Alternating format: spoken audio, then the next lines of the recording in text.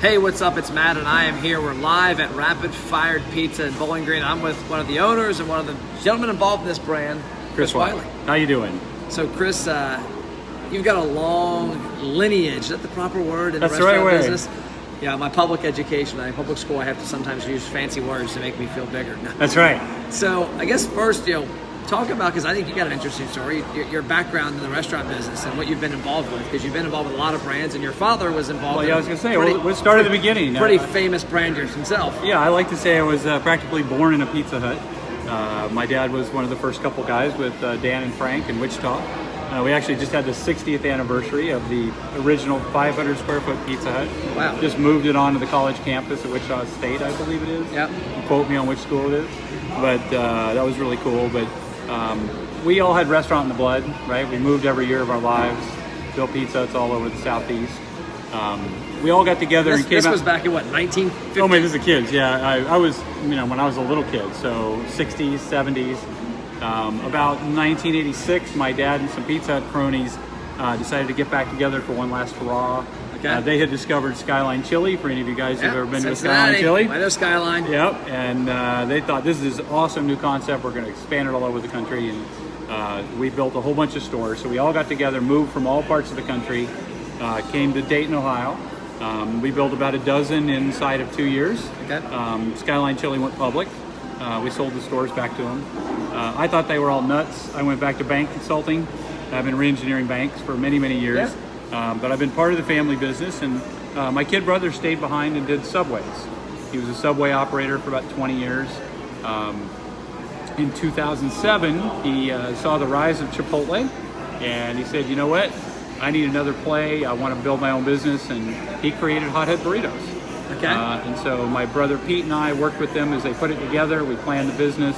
I don't want to take any credit. Ray did 99% of it. But Pete joined them then. Hothead took off. It was a good ride. They have about 70 locations now in 10 states.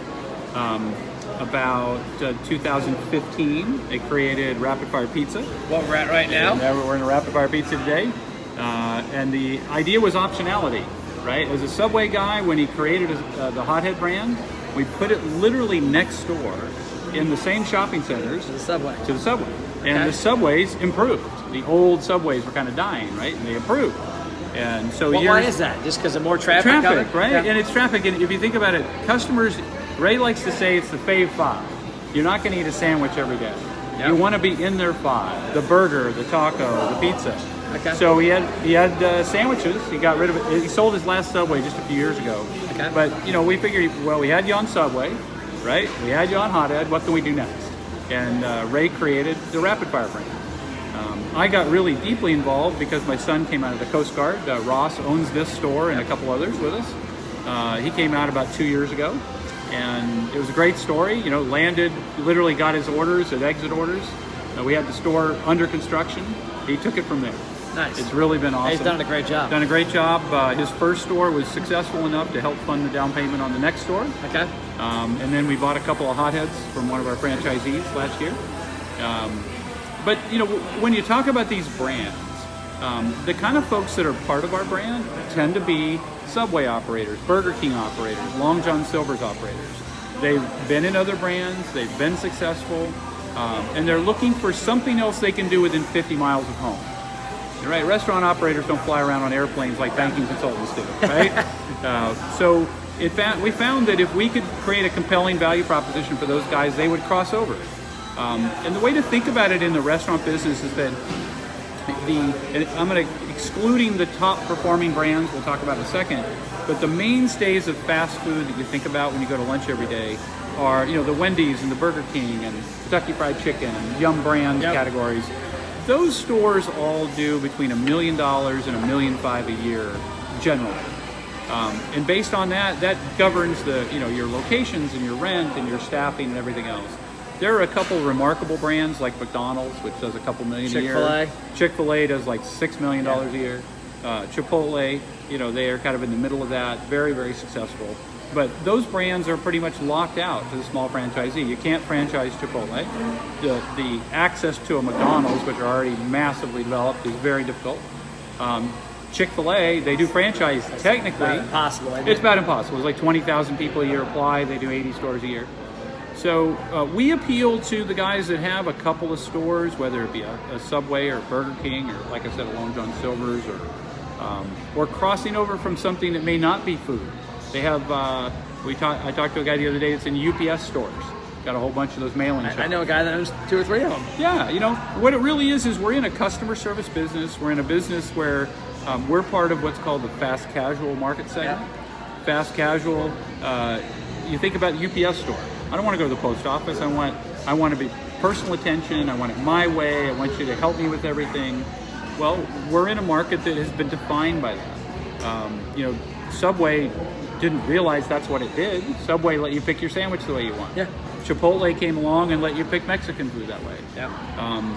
We looked at it and said, well, as I said a moment ago, we can do that. Only when we did Hothead, we did it with twice as many ingredients. Cool hot sauces, lots of fun stuff. Yeah.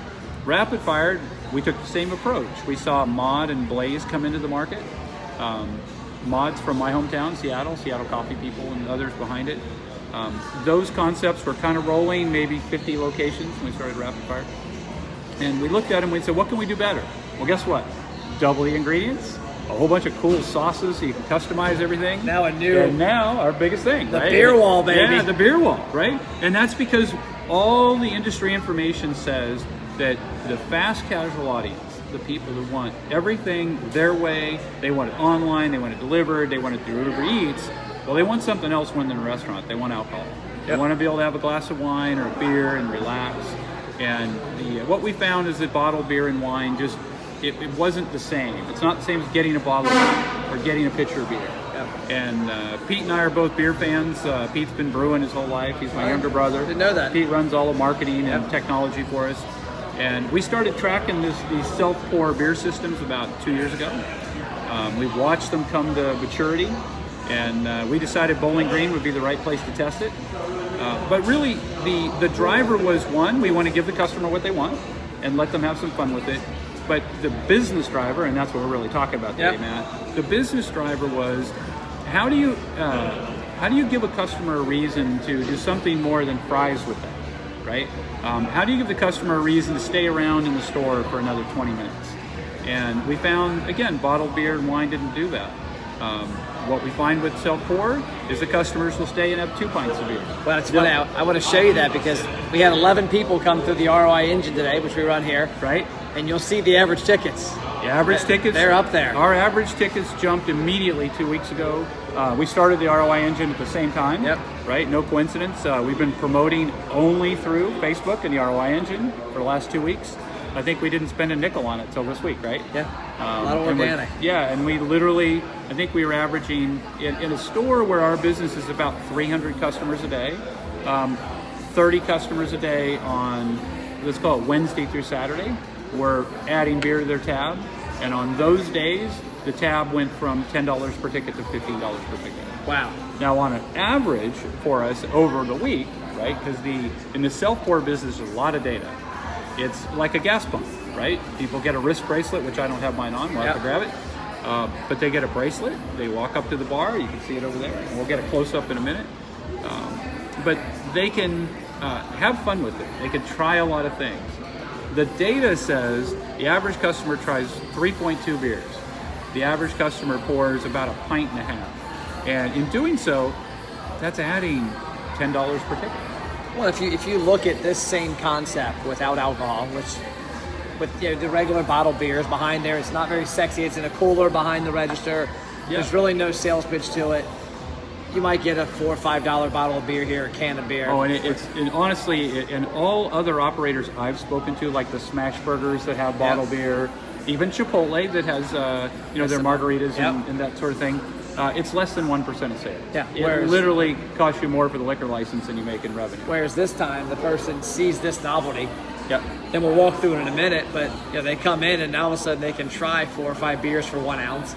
Yep. They don't have to worry about it. So you got the less manpower. You don't have to worry about a server coming out and getting beer. And like, oh my God, where's our server at? I want another beer. There's no waiting. Yeah, there's no waiting. No waiting. And unlike, there have been some other self-pour concepts in the industry that were pioneers. I believe a famous football player backed a brand that had the taps at the table. Yeah, I've seen those. Okay, but the problem is you got 2 or 3 taps. 2 or 3. Right? On An 18. amazing amount of plumbing. Right? So you're right. What we found is that as we're training the customers at the beer wall, we show them how to treat it like a winery. Try a taste of this and a taste of that, and then we find they go back and they keep tasting. So it's fun, it's interactive, and I think, beyond the math and the business of it all, one of the coolest things is we were watching the body language of couples coming in, sitting down, having a pizza with the baby, or sitting down with their kids, or even just older couples just by themselves. And instead of sitting across the table, pecking away on their phones, they started talking. People are starting to talk. They're leaning in. The body language is they're having a conversation. Yeah, it's just, but I think also a little bit of alcohol lightens things up a little bit for people, right? It's a busy lifestyle. What is fast casual? I'm in a hurry. I want food. I gotta go. But we're finding they slow down and they sit and enjoy a beer. So it's a lot of fun. So talking about, average tickets and business, like what's been your experience with marketing from the standpoint when you see, like when you look at something like we do or other marketing efforts, like you're talking about putting in play some interns in the university and doing like a street team. When you look at marketing for a restaurant, what are you looking for? What are you looking for to accomplish? Well, when you talk about the street team, that's a great correlation to how you launch a restaurant. When we have a franchisee open a store like my son did, the franchisee's young, they're fresh and enthusiastic in that first store. Yep. For the 90 days before it opens, they go to every car dealer and doctor's office and the city council, and they market, grassroots local marketing. But and that does great, and the store opens like a barn burner. But then they become consumed in daily operations, and they can't get out of the store, they're too tired, there's not enough time in the day. And nobody can market the business like the owner can, or the couple of managers, right? Well, the idea of having the street team, having some folks that are part of our staff that can go out and be our emissaries, right? They're out there telling the story. Like our kid on our staff from the Bowling Green Undead group. Yeah, so you're telling me. Right? The BG Undead guys, they literally went out and told their crowd that they have events every month. We talk all about it, it's pretty cool stuff. But they literally, one guy brought, 20 customers in the other night. And now he's going to essentially market our brand to every event. I mean, he's doing it because it's fun. Yep. He's doing it because we got zombie killer beer for Halloween, right? But as compared with other marketing, we were talking earlier about the frustration as a restaurant operator of couponing, right? I mean, you can't do it without coupon. You can't be in this business if you don't coupon. Yep. But this excessive dependence on couponing is frustrating as an owner, right? I watch operators in our system. We see some that will become excessive about it. I think you told me a story about a group that became so excessive about couponing, when they don't coupon, there's no traffic. Yeah, there's no traffic. Sales plummet. Yeah, and yet there's a danger to it that if you pull the trigger on a coupon drop, that customers are going to come rolling in the next 3 days, right? It's instant gratification. As a strategist, I come from strategic consulting and re-engineering companies. It's often hard to get people to understand that you have to invest to build a customer set. You got to get the relationship beyond price. Yep. And I think what we're seeing with what we've been doing across our other stores prior to starting here is we're seeing the customer set slowly increasing over steady pace, right? Where people that didn't try the brand are coming in trying the brand. I talk about it like a secret shopper. Yeah. I mean, do you think that people coming in are new to the brand generally? I would think so. I think a lot of them are. I mean, the ones I've talked to are. They're not accustomed to it. You're accustomed to going to, like in Cincinnati, you go to La Rosa's, great pizza place, but you're going to get a pizza for the whole family. Yep. So it's, when I take my wife and kids there, we typically get one large and maybe a medium sometimes, but usually a large, and it's family style. I want meat lovers. My son wants pepperoni. My daughter wants cheese. Right. We end up compromising. It's half cheese, half pepperoni. I don't get what I want. My wife doesn't get what she wants.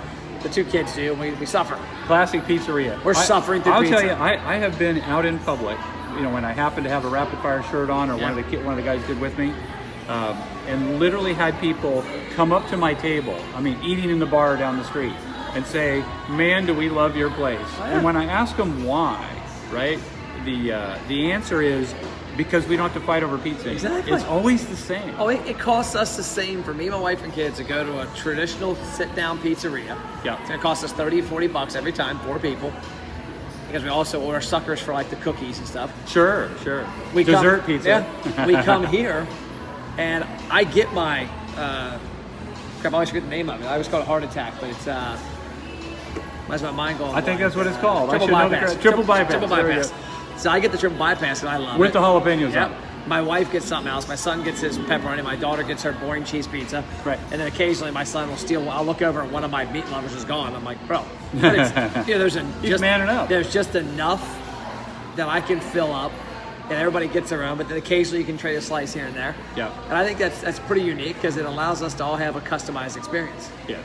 No, I think the most fascinating thing that I found is that when our first Rapid Fire opened, I sat in the back of the restaurant watching. I spent most of the day on a go-to meeting like you do. Yep. I'm in front of this thing live too much. There you go.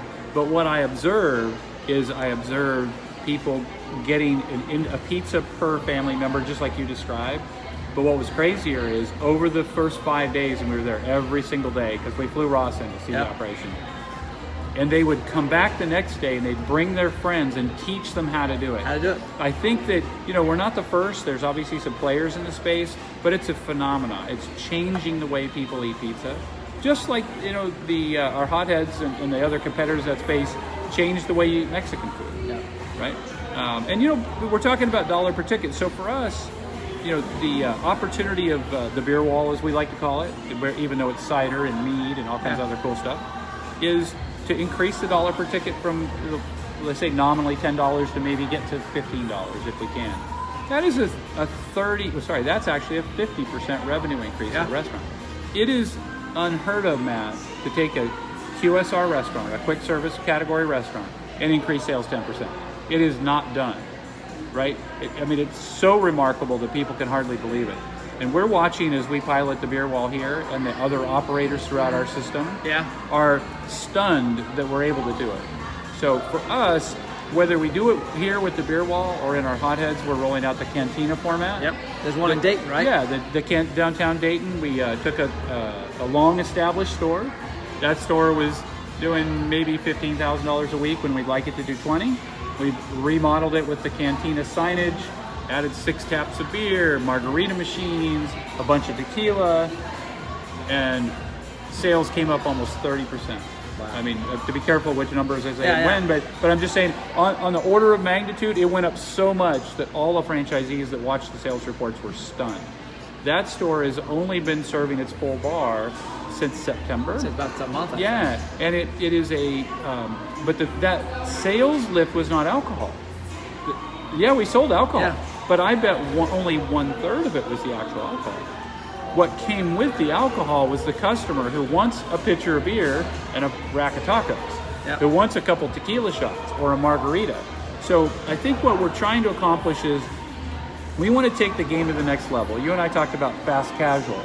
Fast casual as a market segment is stealing the customers away, as we talked about, from the Applebee's and the TGI Fridays and the Red Lobsters. Yep. Places where, as you said, you don't want to wait on a waitress anymore. It's frustrating. Well, we've got that customer right now, but we believe we will lose them if we don't have the full service alcohol. Okay. And the reason is the surveys tell us that. The customers tell us that. So speaking on average ticket, I'm going to show you something here. So I'm going to switch my camera around. I'm going to show you a couple things on this location, and you'll see the average ticket. So I should be able to get close to this on the phone. I'll move my tripod a little. So this is the dashboard. This is actually Florence, but let's go here. So this is pretty cool because this is the floor. This is the location here. So if you're looking at this, these are all redemptions. So today, actually, somebody redeemed. So are you telling me that the bot is doing all these interactions? Yeah. So this is all automated. So we can see. Literally 10 minutes ago, while we were live here, somebody spent, it's probably sitting in here right now, or just left, right? There's 2 guys over there, or a guy and a lady. They spent $27. So you're saying the average ticket's 10 to 15 bucks. Yeah. There's 27. Yeah. There's 117. Can I actually go look at this myself? Yeah. This is on our Facebook page? It's on the Facebook page. It's in the messages. $26. 12. So there's one. So you're telling me I need to learn to operate Facebook? Yeah, you got to learn Facebook, brother. There's $30. So if I look at this, I go to here. So now this is what's pretty cool is that we can look, and it's not highlighted now, but there's an 11 right there. That's probably refreshed. It's 12. But this shows us everybody that came into the restaurant and redeemed. And so this is what I'm always trying to get an idea. And I want your feedback. So this is the program as a whole right now. If I get this to zoom in. Where's my zoom in up here? Somewhere up there. You can you can do control plus and minus. That's a cheat. Oh, here it is right here. There you go. So if I zoom this in, this is the Bowling Green store. We've been live like 3 weeks right now. Of which about 2 of it's organic and about a week of ads. We've got 777 people that have opted into the program. 164 that have physically walked into the restaurant and spent money. By the way, a comment about the people who walked in. The managers are telling me that the people who are redeeming the coupons are new to the product generally. Okay. I asked you about that earlier, but I remember talking with them earlier today, and we were talking about it's new, right, to everybody. Oh my gosh, what do I do? The guy's waving his phone at me. But generally, those people were also the ones that had to be told how to order a pizza. Yep. Right, because we always ask the customer, is this your first time? Have you ever been here? Is your first time, right? So I think that a large percentage of those people are new to the restaurant. Somehow this got them across the line to come try it. So when you see this is right here, 21% of those 777, have you seen a marketing program, and I'm asking this honest question, where 20% of the people have walked in, like the Florence location, we're looking at 30% have walked into the restaurant in the last month. Right. I mean, that's pretty active. That activates people pretty quick. Oh, it does. And, I think we were comparing this earlier when we were looking at the way sales and promo data works, right? Yeah. And I think you recall we had a total of 6,500 transactions in a month. It looked like there was 2,700 people who came in because of promos of some sort. Yep. Well, what I actually discovered was 1,900 of those 2,700 were from our Campus ID Pizza Day. Oh, okay. All right? So if you think about that, so 500 people a week come in on Campus Day. Okay. Not to get stuck on that for a second, but those Campus ID people, they come back 2 or 3 times a week. Oh, yeah. That's like us giving back to the community. Yeah, exactly. But if you take those out, right, out of the 2,700 a month or last month, you back out 1,900, it leaves 800 people that came into the store because of a coupon, because of a discounted promotion. The fact that we were able to take a small audience like this and not have them anonymously redeem a coupon. Now we know who they are. Know who they are. Right? We have their Facebook Messenger subscription, their email address. So now we got, what do we have, 777 by Joseph putting it. 777 total, because 111 fell in the last week of September. 164 of them actually redeemed a coupon, but we know who they are, and now we can go back and retarget them, right? Well, and here's the cool part too, and you give me some feedback on this, is the average tickets. That $17.96 that's blowing away our average $15.99. ticket. Yeah. Then I look at this has the actual sales. So it's done $2,500. Your program is around $1,000 a month between some of the things in it. Yep. Yeah, between the Facebook and so like those 777 people are people you have now. Like I told you earlier, we don't charge you to communicate and get the tripod fixed here. Yeah, and now we can go back to those customers monthly with special promotions that may not necessarily be a coupon. Yeah, and there's no cost right? for it because you already spent like you mentioned, your acquisition cost is up front. We spent the money to acquire them. They brought in $2,500 immediately. Right, and as we talked earlier, that's net sales. Yeah, right? That's net. That's what they spent after the coupon. It's after the coupon. Yeah. So, what are your thoughts on something like that? When you see that, what sticks out to you as a positive or as a negative, or is something that you think to build on? Well, I think the most important thing is we don't know who our customers are, right? In traditional marketing, you pray and you mail drop. You pray and you mail drop. And it's even more prayers when you radio and TV advertise, right? It's just brand advertising. Yep. And as a brand our size, even though we have 100 stores in 10 states, we don't have the critical mass other than maybe in Cincinnati or Dayton to run TV. It's just too expensive. Yep. Radio, how many people really listen to the radio now these days? I mean, I jokingly asked my daughter, this was about a month ago, we were at the house. Yeah, does she know what a radio is? Kind of. She knows where the music comes from, but she's 16, and we were at the house, and we were getting ready to watch something. I said, turn it on, check the network stations. And she looked at me, and she's like, what does that mean? Network? Like what? Like IT? Yeah. Like, no, like ABC, NBC, CBS. Yeah. And she looked at me again, and she's like, what is that? And I came to realize that, like, literally, she doesn't know what TV is. Right. And like she knows a couple things. Like my wife listens, unfortunately, too much Rush Limbaugh. And so she's in the car with my wife and knows what Rush Limbaugh is, and she knows what the one radio station in Cincinnati, but she never listens to it. Right. She's on this mobile device right here the whole time. Right. She watches TV on this thing. That's right. And that's how the world has changed. So for us, when you talk about advertising, the dilemma of whether it's public media like radio and TV, or whether it's coupon drops, which we built our brands on. And again, coupons are not, the mail drops, again, are anonymous, but a lot of our mailings are about limited time offers. It's not necessarily discounting and giving away the food. Yeah. So if I'm promoting our Mac Daddy pizza, and by the way, who would ever believe people eat macaroni and cheese pizza? That's the freak nuttiest thing I've ever seen. I've never had it, but I've heard it's pretty good. Yeah. Kids love it, right? But so not only are we able to communicate that to people who we now know who they are, right, as opposed to blindly pushing it out there, but we actually know if those people have come to the store. We get familiarity with them, right? And the problem is that all the other forms of media, with the exception of the rewards program, our rewards program, we know if you mobile order with us and we get you in the rewards program, we get your email address. Now I can send you emails. It doesn't have that high of a response rate, but if I do a promotion to that, whether it's a limited time offer or a charity, right, I'm going to have a modest response rate, but at least I'm communicating with somebody who I know already likes me. So I think that the weakness in all forms of advertising in the limited service restaurant space is unless you are a McDonald's where you can run the monopoly game and you have the power of these giant brands. If you're David and Goliath like us, or in the David side of it, you've got to find a way to acquire customers, to know who those customers are, to get intimate with those customers. And I look at what we're doing with Matt here as a customer acquisition strategy and a way to have an ongoing relationship. And I'll take it to the next thought on there, and that is, I'll take that, not Mac Daddy wasn't a good example. Over in our Hothead brand, we did a limited time offer of teriyaki bowls. Okay. Now, mind you, we're a Mexican restaurant. Yeah. Now in Seattle, everybody eats, half a bird on rice with cabbage on the side, right? Teriyaki bowls. Pretty ubiquitous in this country. We ran teriyaki bowls in Ohio, not thinking that's going to be a big deal. When that offer ended, we got hammered on Facebook. We had like 300 comments saying, please bring it back, please bring it back. And now it's a menu item, right? But if it wasn't for that customer set that we built over the last year, and it really just the last year, and prior to us coming together to do the ROI Engine, it was really about the online ordering.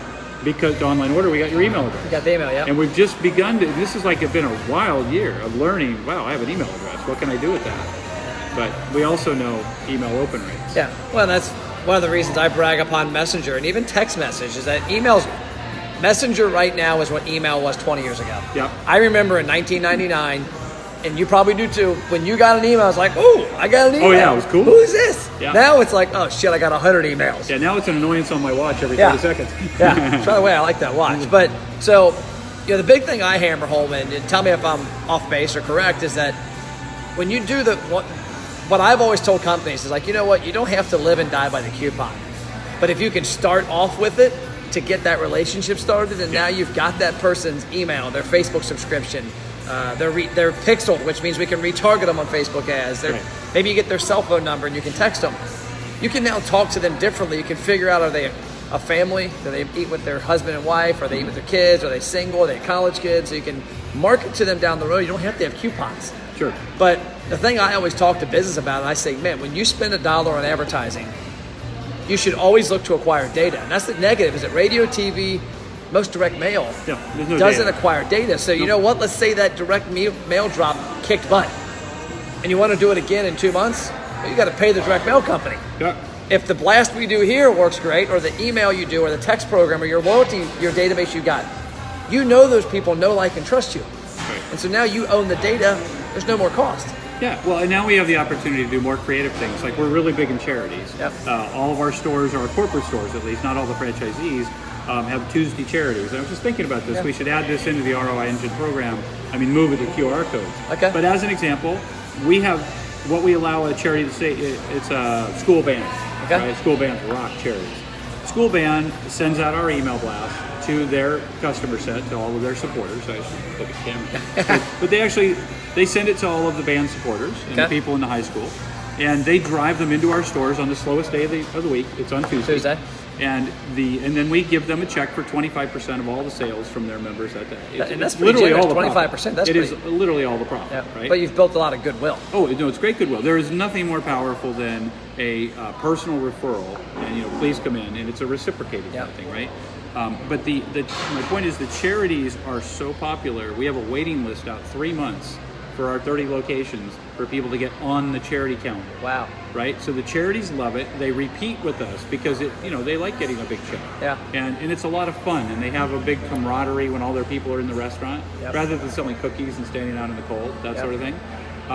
But it just dawned on me actually, when we do those charities up until now, because we're new on, at least in my store on the ROI Engine, is that the way customers are redeeming, we don't really acquire knowledge of them. We could have it at the register. What we could do, we could build we could do the promotion through Facebook. That video turned out well. Yeah, thanks. So, and what we could do is we could have it to where they come in with the charity. Sure. And then when they're at the restaurant, we can have the messenger scan code I showed you and say, hey, by the way, we appreciate your support tonight. Scan this, and tomorrow I can delay it. Yeah. We'll send you a lunch offer.